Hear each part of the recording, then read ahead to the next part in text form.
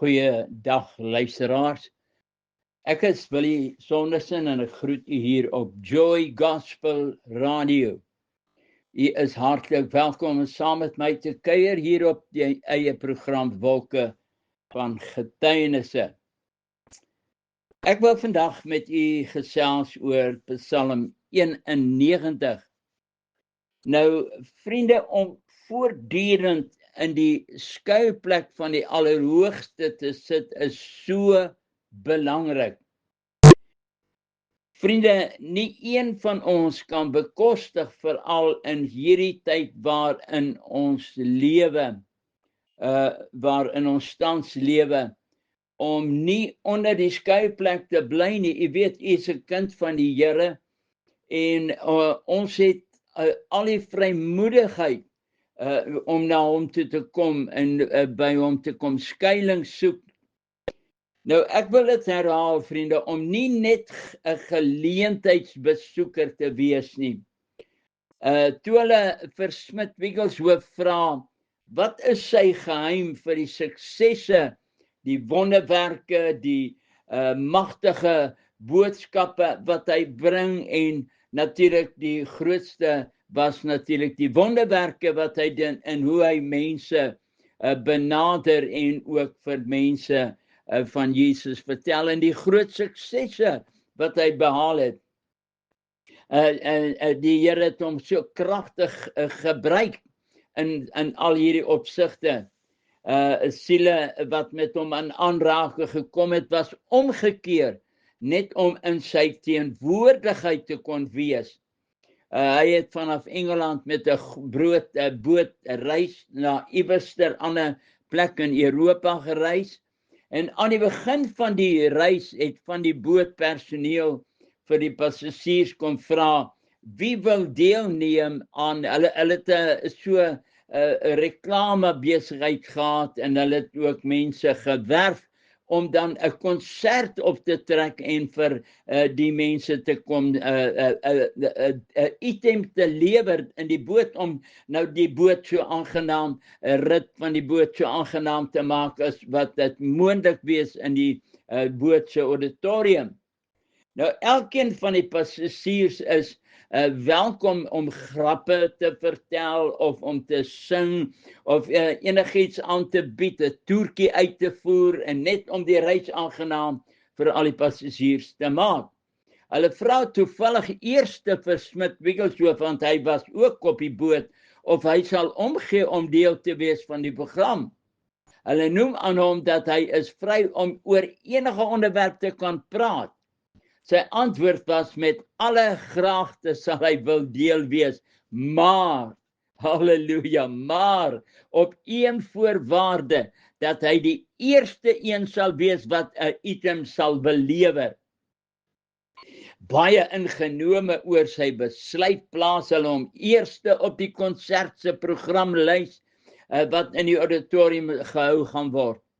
Al die passasiers was verwittig om die konsert by te woon, aangemoedig en gesê, kom luister, en die saal was gepak van al die passasiers. Nou, as waardige ambassadeur van die hemel, het Smith Wigglesworth begin sy item te lewer deur die evangelie te verkondig. Hy was toevallig, glo dit of nie, hy was toevallig die enigste spreker, want die hele skip het tot bekering gekom, behalwe die skipskaptein. Nou, hulle sê voordat die skip by die volgende hawe op gedok het, was die kaptein ook 'n kind van Jesus. O vriende, sal God ons nie help om hierdie gesindheid te kan hê, wat ook in Christus Jesus was. Vriende, hy het gekom om te soek en te red die wat verlore is. Met ander woorde, vriende, die hele skip se passasiers en bemanning het tot inkeer gekom, 'n hele skip vol Christene, halleluja. toe die mense aan hom op die keer vra, wat is die rede vir sy suksesse? Hoeveel ure bid hy per dag om so 'n impak op mense te maak? Ons weet natuurlik, Jesus het vroeg in die oggende opgestaan. En vriende, dis deur daardie vroeg opstaan, wat hy die blindes kon gesond maak, wat hy die krepeles kon gesond maak, wat hy die blinde, die dooies kon opgewek het, omdat hy verhouding met sy Vader gehad het. Die konneksie was reg, vriende. Toe hulle dan vir hom vra, wat is die rede van sy sukses? Hoeveel ure per dag bid hy om so impak op mense te maak? Sy antwoord was so eenvoudig. I never spent a half an hour in prayer, but I was not without prayer for a half an hour. Vriende, met ander woorde, hy het 'n konstante konneksie met God gehad, met sy skepper, met sy maker. Dit is noodsaaklik om voortdurend in daardie skuilplek te vertoef, daar te sit en God se teenwoordigheid te kan geniet, vriende. God se vrede, al val daar 1000 aan jou sy en al barst die bomme om jou, jy sit net veilig in die skuilplek van die Allerhoogste. Vriende, daar waar jy wandel, daar waar jy staan, daar waar jy sit, waar jy werk. Ek luister nou die dag na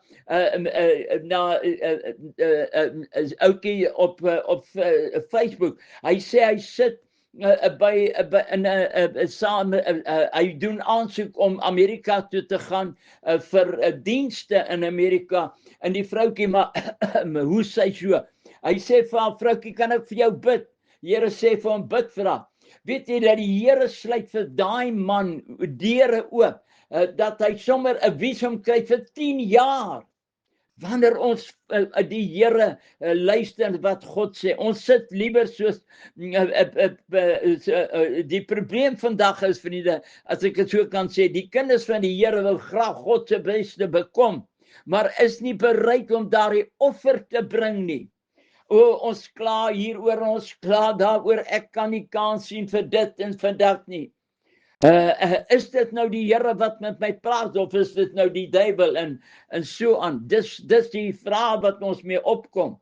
Ons sit liewer soos Psalm 1, dit vir ons so mooi uitspel. Psalm 1 sê, welgeluksalig is die man wat nie wandel, luister mooi, die wandel in die raad van die goddelose nie, en wat nie staan op die weg van die sondaars nie, en wat nie sit in die kring van die spotters nie, maar sy behaag is in die wet van die Here, halleluja, en hy oordink sy wet dag en nag. My skoonmoeder, sy was so 'n vrou. As jy haar nie kom byskry en sy's doodstil en so aan, en jy sê vir haar skielik, mami, waaraan dink jy? Dan sê sy, ek dink aan Paulus se ritte, daar wat hy op die skip was, wat hy skipbreek gelei het en alles. Sy was besig met die Here. Hy sal wees soos, die Bybel sê, Psalm 1 sê, hy sal wees soos 'n boom wat geplant is by waterstrome, wat sy vrugte gee op sy tyd, en waarvan die blare nie verwelk nie. En alles wat hy doen, voer hy voorspoedig uit. Verklaar vandag dat die Here is my toevlug. Die Allerhoogste het jy jou beskutting gemaak. Jesaja 30 vers 15 sê, want so spreek die Here, in terugkeer en rus lê julle heil, in stil wees en vertroue bestaan julle krag. God is by die wat kalm is, en in sy teenwoordigheid rus. Ek praat van nou ook so met Willie Sanderson. Daar vrees jy nie, jy is nie bang of bevrees nie, jy is nie bang vir die toekoms nie, jy is nie bang vir die dood nie, jy vertrou op God. Die Here gaan by Elia verby in 'n groot sterk wind, dat die berge het geskeur, die rotse is verbreek voor die Here uit, maar daarin was die Here nie. Na die wind 'n aardbewing, daarna was die Here ook nie. Daarna 'n vuur en daarin was die Here ook nie. Na die vuur die gesuis van 'n sagte koelte. Halleluja. Wanneer jy in daardie sagte koelte verkeer, dit is dan alles om jou stil te raak en jy sit in die teenwoordigheid van God, dan kan God se gees met jou praat, dierbare vriende. Daardie oomblik van stilte word 'n tyd van geestelike verryking en inspirasie. Die Heilige Gees, hy kan met jou gesels, hy kan met jou praat, hy kan vir jou dinge openbaar, dinge wat jy nie weet nie.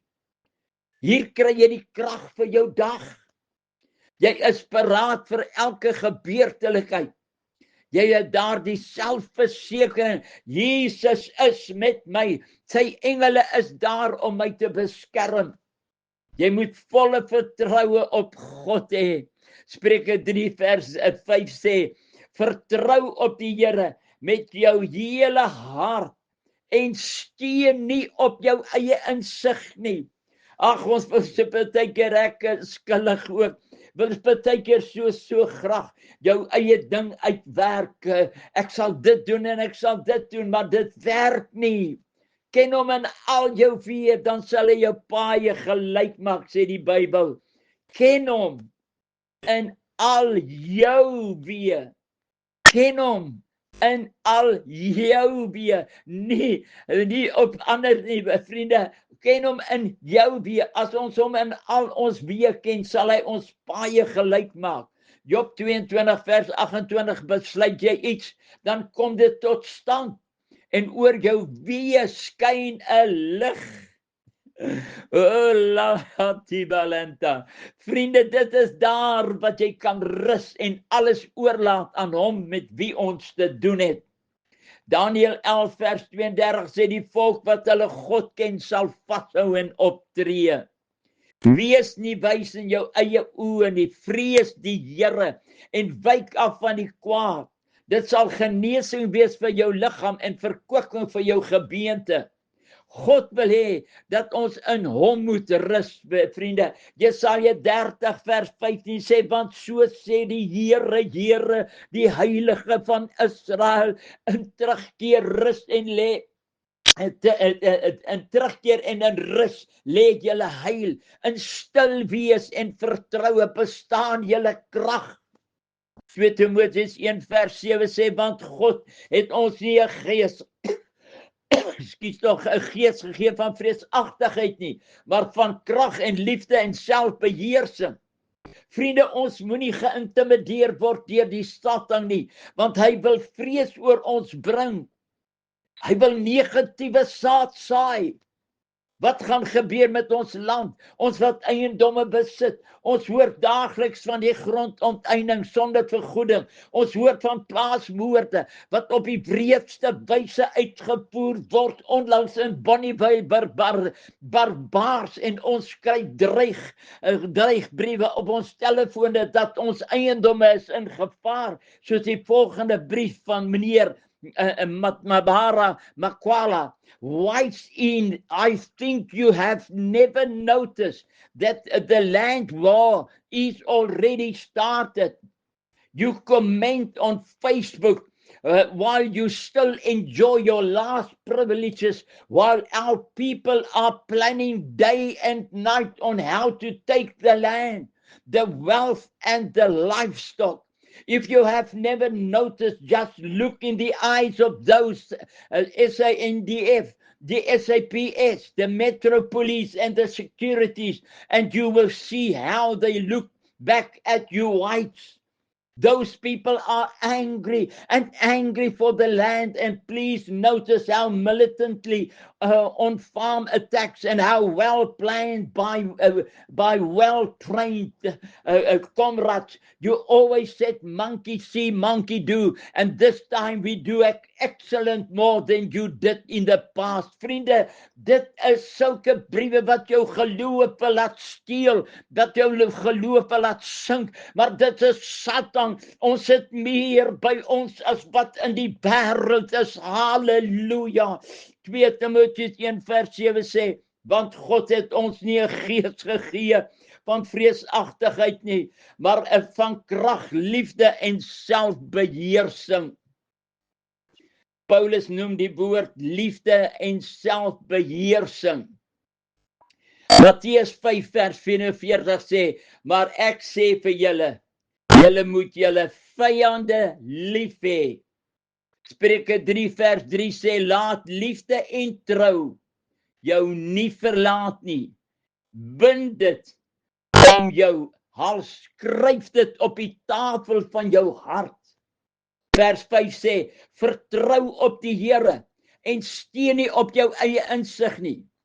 Op die oomblik en deur die wêreld word die ware Christen geloof van alle kante bedreig. Ek hoor gisteraan, hoor ek van oor die 2000 wat doodgemaak is in een of ander swart staat. Se muur afgemaai, kerke aan die brand gesteek. Vriende, dan wil jou hart beswyk, maar ons hou vas, hy wat in die skuilplek van die Allerhoogste sit. Ons broeders en susters word verdruk en op die wreedste wyse vermoor. Die Christen geloof word die meeste vervolg van al die gelowe. Vriende, ons mag nie vrees nie, as ons net kan sit en rus in die skuilplek van die Allerhoogste. Vriende, die volk wat hulle God ken, sal optree in liefde te midde van al hierdie vrees en dreigemente. Moet ons nog Jesus se liefde openbaar. 'n Liefde wat nie teruggeskel het toe hy uitgeskel is nie, teruggeslaan het toe hy geslaan is nie. Hy sê, laat liefde en trou jou nie verlaat nie, bind dit om jou hals, skryf dit op die tafel van jou hart. 'n Vriend van ons het gaan preek in 'n kerkie so pas in Amerika. Hy kom terug met die skokkende verhaal. Hy daar ontdek het, dat meer as een prediker se drankrekening vertel die tragiese verhaal, dit wat Jesus voorspel het in Matteus 24 vers 48. Hy sê, maar as daar die slegte diensknegt in sy hart sê, my Heer tel hom om te kom, en hy sy medediensknegte begin slaan, en saam met die dronkaards begin eet en drink, dan sal die Heer van daardie diensknegt kom op 'n dag dat hy dit nie verwag nie, en op 'n uur dat hy dit nie weet nie. Vriende, hoe tragies om te dink dat jou medegelowiges gaan jou oorgee. Psalm 55 vers 13 sê, want dit is geen vyand wat my smaad nie, anders sou ek dit dra, maar jy, 'n man soos ek, my vriend en my vertroue. Innig het ons met mekaar omgegaan in die huis van God. Dit is nou, vriende, dat ons oë nie op jou broeder, op jou suster nie, maar op God te vertrou. As jou broeder van jou verskil, vriende, moenie kwaad vir geld nie. Ek wil vir jou sê, as hy vir jou reguit sê wat die probleme is, neem dit aan. Dis jou voorreg dat God jou wil skaap. Hy wil jou toets om in sy skuilplek te vertoef, vriende. Nou moet ons die liefde van God bewys, al word ons soos 'n drankoffer uitgegiet. Oor die 200,000 Christene is al in die laaste paar jare vermoor vir hulle geloof. Ons ken daardie rugbyspeler Israel Folau van Australië se rugby. Die rugbyspeler, hy was heel agter in die wêreld. Hy was die beste heel agter in die wêreld. Hy het sy Christelike geloof bely en dit verklaar en vertel. 1 Korintiërs 6:14 sê, te quoteer wat sê, moenie dwaal nie. Hy het dit gekwoteer in die koerante. Geen hoereerders en afgodedienaars of egbreekers of wellustelinge of sodomiete of homoseksuels of diewe of gierigaard, dronkaards of kwaadsprekers of rowers sal die koninkryk van God nie beerwe nie. Hy is onmiddellik geskort en verloor sy kontrak van 4 miljoen Australiese dollar. Vriende, jy's nie alleen nie. Vriende, hoe tragies dat die kerke hulle toestemming gee vir same-sex troues. En as jy dit nie doen nie, word jy vervolg en kan jy in die gevangenis beland. Hulle wil vandag, ons regering wil vir ons vertel wat ons moet preek en nie preek nie. En ons moet nou aansluit by hulle ordes en dinge. By die gay parade in Colombia was 1 miljoen mense, het onder andere verskeie kerke wat op optogte gesteun het 1 miljoen mense deelgeneem. O, sal God nie vir ons optel, vriende, dat ons sal uitstaan, is soos 'n Daniël, al staan jy ook alleen. Op die een plakkaat het gestaan, God think we are fabulous. Jesaja sê, julle het laat lewe die wat moes sterwe, en julle het laat sterwe die wat moes lewe. Vriende, onder al hierdie omstandighede sal ons as die ware kerk moet vasstaan en op God vertrou, die waarheid vertel, soos Paulus sê. Hy sê dat hulle wat die waarheid lief gehad het, maar hulle wat die waarheid nie lief gehad het nie, hulle sal geoordeel word, want God sal hulle die krag van die dwaling stuur om die leuen te glo. Daar's soveel leenaars vandag agter die pulpits. Laat liefde en trou jou nie verlaat nie. Bind dit om jou hals, skryf dit op die tafel van jou hart. Twee Amerikaners, Dan Bowman en sy vriend, het sendingwerk gaan doen in Iran. En baie siele het hulle vir Jesus aangeneem in daardie moslimland. Op pad terug Amerika toe kom hulle by die grenspost van Iran, vol oorwinning en vrede, wat hulle vir Jesus bereik het. Hulle het opgestaan vir Jesus in daardie moordagtige plekke. Hul paspoorte word geneem en 6 ure later kom die soldate terug en sê dat daar is fout met hulle dokumente en hulle moet hulle in hegtenis neem. Vir 6 ure is hulle geslaan en gemartel. Hulle word toe opgesluit in aparte tronkselle. Dan Bowman vertel dat skielik het hulle God se teenwoordigheid nie meer gevoel nie. En het totaal verlore gevoel. Hulle het in verskillende selle gesit. Elke dag was hulle geslaan en geskop. As weerwraak en haat teen die Amerikaners en teen hierdie God wat hulle verkondig het. Waar is julle God dan nou? Maar Dan Bowman het bly vertrou. Hy het God vertrou. Hy het sy karakter, uit God se karakter is so soewerein. Het hy geglo dat God sal vir hulle deurkom en voel dit, alof dit nie nou is nie, maar hy gaan vir hulle deurkom. Hy het vasgehou, Dan het geglo dat God in die verlede vir hom uit moeilike omstandighede gered het. Hy glo God sal hom weer deurkom. Liewe vriende, ons moet net bly sit in die skuilplek. Weke later en nog geen uitkomste nie. Hulle word aangekla omdat hulle Jesus verkondig het vir spionasie en dit beteken 'n dubbel doodstraf. Een oggend besluit hy dat as hy hier moet bly vir die res van sy lewe, dan is dit beter dat hy sy eie lewe gaan neem. Dan Bowman. Daar is geen antwoord van die hemel nie, die hemel het stil geword. Het jy nie ook al so gevoel nie, vriende?